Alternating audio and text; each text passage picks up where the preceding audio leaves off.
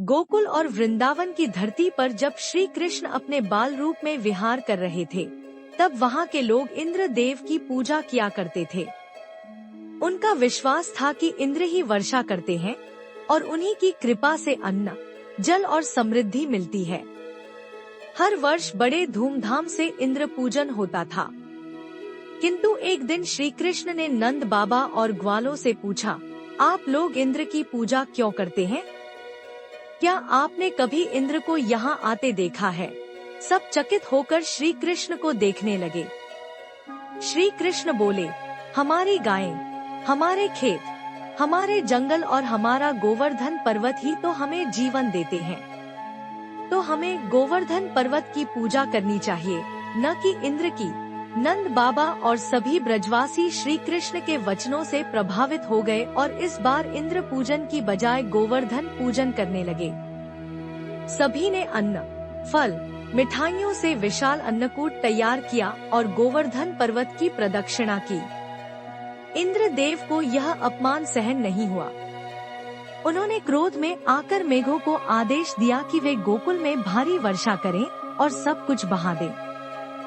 गोकुल में तूफान और मूसलधार बारिश शुरू हो गई। चारों ओर अंधकार छा गया, पेड़ उखड़ने लगे और नदियां उफान पर आ गई। ब्रजवासी डरकर श्री कृष्ण के पास भागे और बोले, कन्हैया, अब तो हमारी रक्षा केवल तू ही कर सकता है। श्री कृष्ण मुस्कुराए और बोले, डरो मत, मैं हूँ ना। फिर वे गोवर्धन पर्वत के पास गए और अपनी छोटी सी अंगुली पर पूरे पर्वत को उठा लिया जैसे कोई खिलौना हो।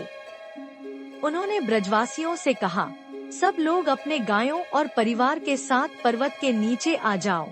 7 दिनों तक लगातार वर्षा होती रही, पर गोवर्धन पर्वत की छाया में कोई भी भीगा नहीं, किसी को ठंड नहीं लगी, सब सुरक्षित थे। श्री कृष्ण ने बिना थके 7 दिन तक अपनी अंगुली पर पर्वत उठाए रखा। यह देखकर इंद्र का घमंड चूर चूर हो गया। उन्होंने देवताओं के साथ आकर श्री कृष्ण से क्षमा मांगी और स्वीकार किया कि वही परम ब्रह्मा है, साक्षात नारायण है। तब श्री कृष्ण ने मुस्कुराते हुए गोवर्धन पर्वत को पुनः अपनी जगह रख दिया।